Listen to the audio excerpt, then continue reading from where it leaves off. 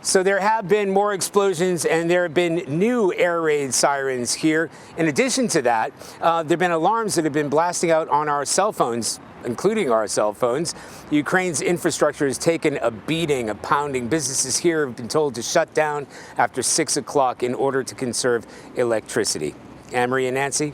And Charlie, I can imagine those alerts on your cell phone are so alarming for so many, especially as we've seen the fighting move back into those major civilian cities. What is the situation like for you right now? Well, here in the southeast, we have had explosions out on the outskirts. We're not far from Zaporizhia. Zaporizhia is really getting pounded. They've lost more than 65 people in the past 10 days alone. You remember the attack on the convoy that we went to in Zaporizhia a couple of days ago. Apartment blocks were dropped. That was another 17, 18 people were killed in that attack. Overnight, more attacks. And these are all in residential areas. Straight downtown, not on the outskirts. Yes, we've had air raid sirens going off overnight, and we were surprised. This is the first time we've had that alarm that went off on our own cell phones. You know, we don't have Ukrainian cell phones, but it's across the entire network, and that happened at 7 o'clock this morning. And what has changed is the past few days that we've been here, past week or so, in this particular area, you know, these air raid sirens go off and most people just continue sort of walking along. But after yesterday, people are starting to head towards shelters. Certainly that's the case in Kyiv. You know, for the past couple months or so, the restaurants are open, the shops are open, people have been going back to work.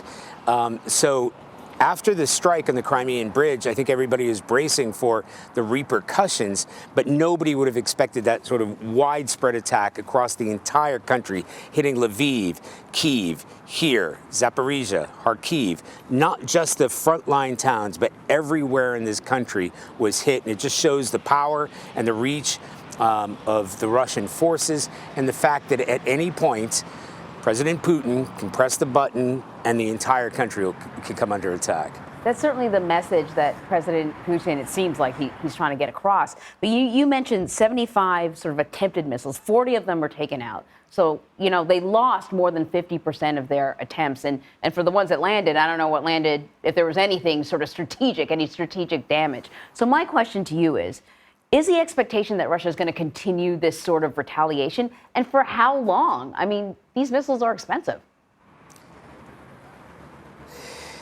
They are expensive, and he doesn't have an unlimited supply. So, you know, we're expecting further escalation, I guess, today. People were bracing for that. People in Kyiv were expecting that and worrying about that. But, you know, when you mention the fact that 40 were intercepted, that doesn't necessarily mean, it means they missed their targets. But when, and I've been in Kyiv where we've seen the damage and destruction from intercepted missiles, what happens is they're hit, but they don't necessarily get hit in the sky. So they will fall on different areas. I can also tell you that I don't know what the Russians are aiming at. I don't know whether they are specifically targeting. We talk about indiscriminate shelling all the time, and it's almost a throwaway phrase. But it doesn't feel indiscriminate if it's wiped out your neighborhood. It's falling down on urban areas. It's falling down on these densely populated areas. So even the intercepted cruise missiles, they may not have reached their target, but they're still doing damage. And most importantly, they're spreading terror. You know, you saw these, we broadcast these extraordinary pictures of people just, you know, running for their lives. You may have the impression, and we're partly to blame, that the entire country is a war zone. That's not the case. There's a lot of fighting out here in the east and in the south where it's nonstop, and the air raid sirens never stop, and both sides are hitting each other and shelling each other. But if you're in a residential area, you know, it's a beautiful autumn day here. People are walking around in the parks. They're enjoying themselves. They're trying to live a sort of normal life.